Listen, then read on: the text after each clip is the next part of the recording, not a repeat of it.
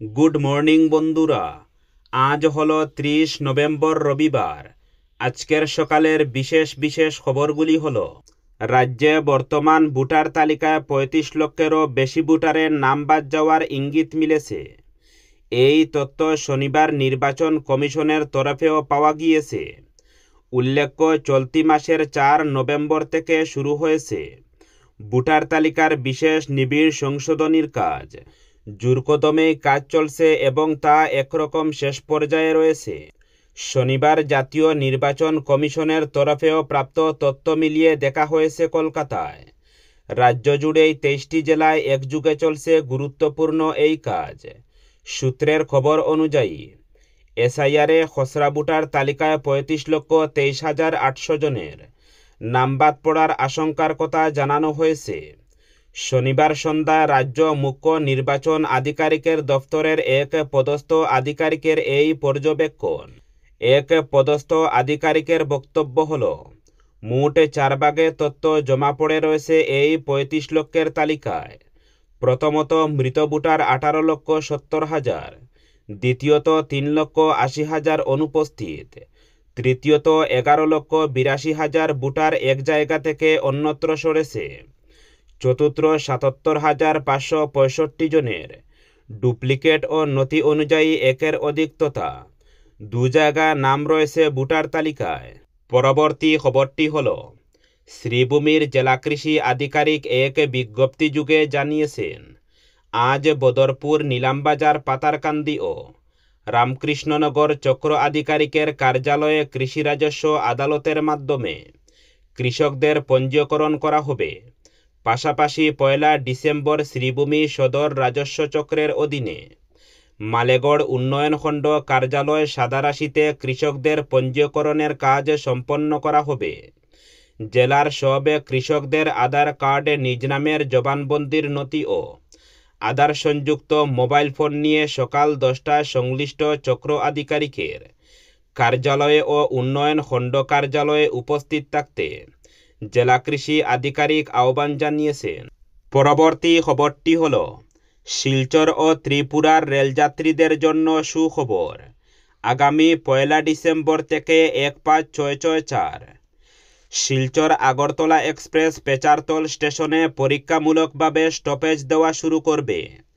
ট্রেনটি শিলচর থেকে নির্ধারিত সময় রওনা দিয়ে পেচারতল স্টেশনে পৌঁছাবে বেলা 1:13 নাগাদ।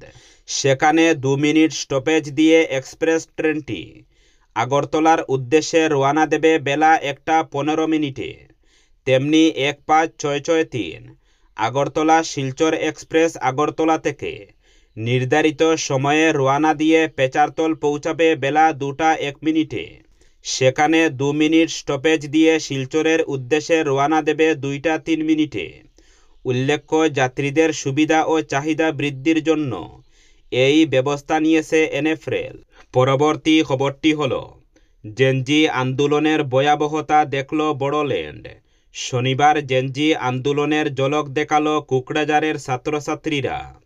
6 জনগোষ্ঠীকে জনজাতিকরণের বিরোধিতায় ভয়াবহ পরিস্থিতির সৃষ্টি হল বড়োল্যান্ডে। কুকড়াঝাড়ে লণ্ডভণ্ড হল বিসিটির সচিবালয়। চরম হিংসাত্মক পরিস্থিতি বিরাজ করছে বিসিটিতে। শনিবার অসম বিধানসভায় 6 জনগোষ্ঠীর জনজাতিকরণের জন্য মন্ত্রীগোষ্ঠীর প্রতিবেদন দাখিল করার পাক মুহূর্তে কুকড়াঝাড়ে জনজাতি ছাত্র সমাজের বিদ্রোহ ভয়ঙ্কর রূপ ধারণ করে।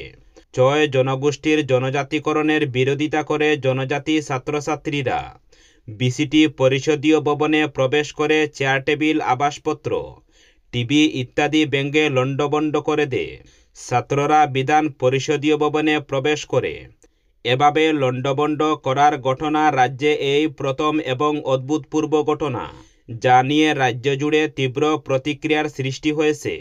রাজ্যের 6 জনগোষ্ঠীকে জনজাতিকরণ সম্পর্কে মন্ত্রীগোষ্ঠী বিধানসভায় প্রতিবেদন দাখিল করার পূর্বেই শনিবার কুকড়াঝাড়ে ছাত্রছাত্রীদের প্রতিবাদী মিছিল বের হয়।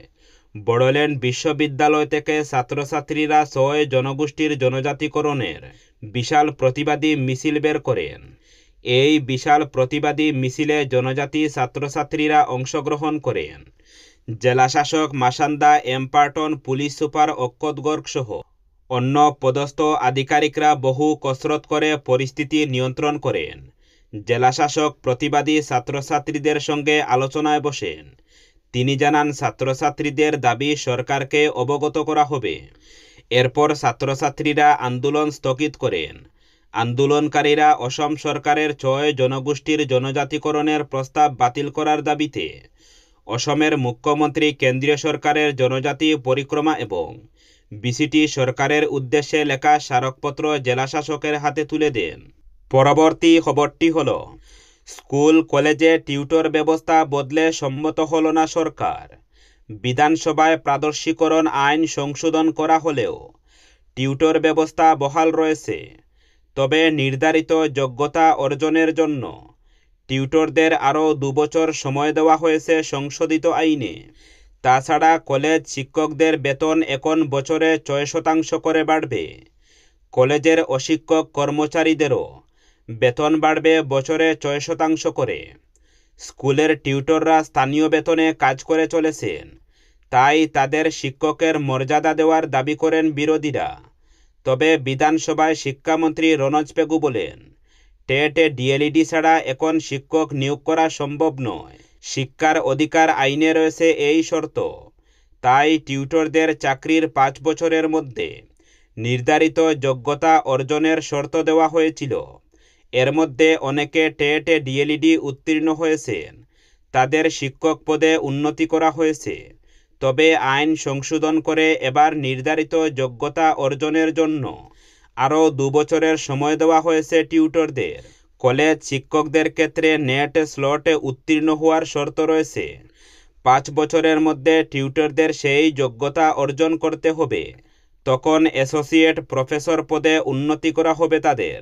সংশোধিত আইনের অধীনে নতুন করে প্রাদেশিকরণ হওয়ার কলেজগুলির ক্ষেত্রেও টিউটরদের এই ব্যবস্থা বহাল থাকবে বলে বিধানসভায় জানিয়েছেন শিক্ষামন্ত্রী। এক্ষেত্রে শিথিলতা আনা সম্ভব নয় জানিয়ে তিনি শিক্ষার অধিকার আইন এবং ইউজিসির বেঁধে দেওয়ার নিয়মের কথা বলেছেন। পরবর্তী খবরটি হল, শহরের দীর্ঘদিনের যানজট নিরসন এবং আধুনিক নগরায়নের স্বপ্ন পূরণে প্রস্তাবিত ফ্লাইওভার নির্মাণের পক্ষে জনসমর্থন আদায়ে শুক্রবার একাধিক সামাজিক সংগঠন রাস্তায় নেমে গণস্বাক্ষর সংগ্রহ অভিযান চালিয়েছে। এই উদ্যোগের মধ্য দিয়ে জনসমর্থনকে আরও সুসংহত করার চেষ্টা চলছে। শনিবার রাঙ্গিরহাড়ি সঞ্জয় মার্কেটের পাশে মেহেনপুরে ও সদরঘাট এলাকায় এই স্বাক্ষর সংগ্রহ শিবিরের আয়োজন করা হয়। ফ্লাইওভার বাস্তবায়ন দাবি কমিটির সাধারণ সম্পাদক শান্তানু সূত্রধরের নেতৃত্বে সারাদিন ধরে চলে এই কর্মসূচি।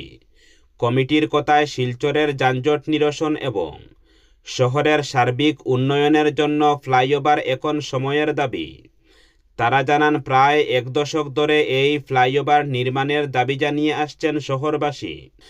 দীর্ঘ প্রতীক্ষার পর রাজ্য সরকারের উদ্যোগে প্রকল্পের জন্য আর্থিক মজুরি, বিস্তারিত প্রকল্প রিপোর্ট প্রস্তুত এবং কাজের বরাতসহ প্রয়োজনীয় সমস্ত প্রক্রিয়া ইতিমধ্যে সম্পন্ন হয়েছে। এখন আর কালপেক না করে দ্রুত কাজ শুরু করা উচিত। গণস্বাক্ষর সংগ্রহের মূল উদ্দেশ্য ব্যাখ্যা করে সংগঠকরা জানান, শিলচরবাসীর স্বতঃস্ফূর্ত সমর্থনের বার্তা মুখ্যমন্ত্রী হিমন্ত বিশ্ব শর্মার কাছে পৌঁছে দেওয়াই তাদের লক্ষ্য। উন্নয়নের স্বার্থে সকল রাজনৈতিক মতপার্থক্য ভুলে শহরের প্রতিটি মানুষকে এই মহতী উদ্যোগে সামিল হওয়ার আহ্বান জানানো হয়েছে। পরবর্তী খবরটি হল, শিলচরের চৌধুরী চক্ষু হাসপাতাল এবং রিসার্চ সেন্টারের উদ্যোগে আজ থার্ড লিঙ্ক রোড ডেভেলপমেন্ট কমিটির কার্যালয়ে অনুষ্ঠিত হবে একটি বিনামূল্যে চক্ষু পরীক্ষা শিবির। সকাল 10টা থেকে দুপুর 1টা পর্যন্ত চলবে শিবির। শিবিরে অভিজ্ঞ চক্ষু বিশেষজ্ঞরা পরীক্ষা করার পাশাপাশি প্রয়োজনীয় পরামর্শ প্রদান করবেন। শিবির পরিচালনার দায়িত্বে থাকবেন ক্যাম্প ম্যানেজার দেবজ্যোতি দাস। চৌধুরী হাসপাতাল কর্তৃপক্ষের পক্ষ থেকে জানানো হয়েছে, শিবিরে যেসব রোগীর ছানির সমস্যা ধরা পড়বে তাদের জন্য চৌধুরী হাসপাতালে বিনামূল্যে ছানি অপারেশনের ব্যবস্থা করা হবে। কর্তৃপক্ষ জানান, এই উদ্যোগের উদ্দেশ্য হল সমাজের সাধারণ মানুষের মধ্যে চোখের যত্ন সম্পর্কে সচেতনতা বৃদ্ধি করা এবং দরিদ্র রোগীদের চিকিৎসা সহায়তা প্রদান করা। চৌধুরী আই হসপিটালের ব্যবস্থাপনা পরিচালক ডক্টর এইচ.কে. চৌধুরী সংশ্লিষ্ট এলাকার নাগরিকদের শিবিরে উপস্থিত থেকে এই সামাজিক উদ্যোগকে সফল করার আহ্বান জানিয়েছেন। পরবর্তী খবরটি হল, ডাক্তাররা কোনোভাবে শিলচর মেডিকেলে রেফার করে দিলেই যেন রক্ষা পান, বললেন তাপস পুরকাইস্ত। চরবাজারে গ্যাস সিলিন্ডার লিক হয়ে বুধবার মাঝরাতে ঘটে যাওয়া অগ্নিকাণ্ডে আহতদের চিকিৎসা চলছে শিলচর মেডিকেল কলেজ হাসপাতালে।